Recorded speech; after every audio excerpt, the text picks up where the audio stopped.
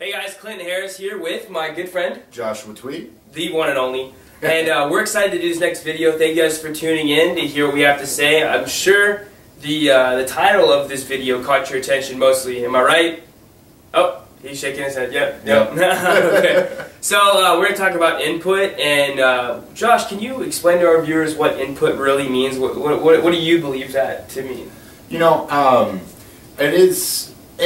input is what you put into your life, your experiences, everything that has brought you and made you who you are today. So your music that you listen to, your shows that you watch, your movies that you watch, just your mother and father, your friends that you hang around. So quantum physicists and scientists, top scientists, which I've looked at very seriously over the last 2 years, they would all explain input as being, yes, the music you listen to, the movies you watch, the shows you watch, everything that goes into your mind. So as you're growing up, it's the experiences that you come to know, the family you're around, the friends you're around, everything and anything that you learn from, it develops your programming, how you think about things. So why is input so important? That's the key question, because people are watching this because of the title. What it comes down to is input. If it develops your mind, then your mind and your thought process will always have a big play on how you act on a daily basis. So basically your habits. Yeah. So how you think about things is always determines your habits. Mm-hmm. So what does that mean to you, Josh? Oh, it all goes down to subliminal messaging too. I know all of our viewers here, they're watching us because they're wanting to experience more input into their own lives. Now I see all these different music videos, different styles of music, namely rap, recently, and all they do is curse and disregard what money means, what women means, how to live a full life. Now, I don't know. I don't listen to rap. Do you listen to rap? You know, I used to listen to rap. When I was a kid, I thought Eminem was cool. I thought, and I grew up in a sort of a rough area where if you were white, you had to act hard, and that might not be politically correct, but I'm not here to be politically correct. So because of that, you know, I just tried to fit in. I did listen to rap quite a bit, and then I was in school, and this is going to be kind of embarrassing, but kind of opening. My pants fell down. Because I used to sag in like 6th grade. Really? Yeah, dude, they fell down. They fell down, and I was like, I'm done. I'm done. Well, you know where sagging comes from, right? Yeah, we're not going to get into that. Oh. But, my dad was a cop too, which is kind of ironic. Oh, wow. And so my pants fell down in class. I was in 6th grade. No one saw, thank God, but I saw and I knew. And so because of that, I was like, I'm not a rapper. I'm not a gangster. I don't care where I live. I'm going to wear a belt and tighten it. So. Oh yeah, you know, growing up, my dad always told me to wear a belt and never sag my pants, just because it doesn't look smart. Yeah. Okay, but we're not here to demean anybody or offend anybody. That's not our intention of this video. Our intention is to bring light to what input actually is. And so, what it comes down to is, if you're watching this, a friend shared this video with you, or maybe you're one of my good friends, our family members, or you're one of Josh's good friends, family members, or maybe you just recently started following us on Facebook, Instagram, Twitter, any of our sites. Maybe you came about this as an accident, or you just happened to stumble upon it. But what really matters is the fact that your whole life, all of your actions, all the things that have ever occurred in your life have brought you to this point now. Right? So if you want something different, and it starts with the way you think about things. And that starts with your input. So if you're watching this, obviously, it's a very intense thing to change what you listen to, like immediately. No one's telling you to do that. That'd be very radicalist. And we're just telling you that, you know, for me, I started reading more books. You know, Will Smith, one of my favorite people to listen to on YouTube, motivational speakers. I mean, along with acting, he's an awesome actor. And I'm not getting paid to promote him.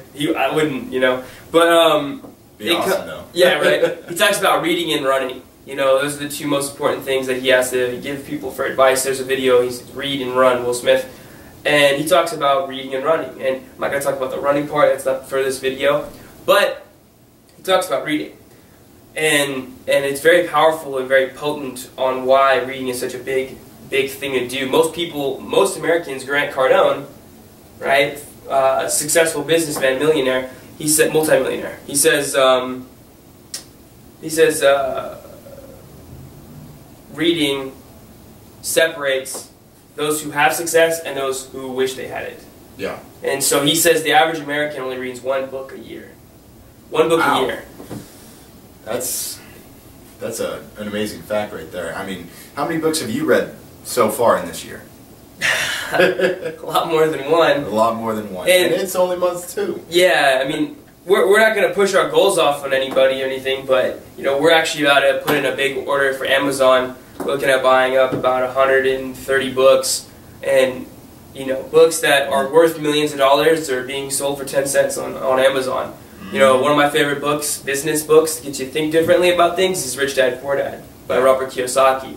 And so, with that being said, just take a look at yourself and really think about, what are you reading, if anything?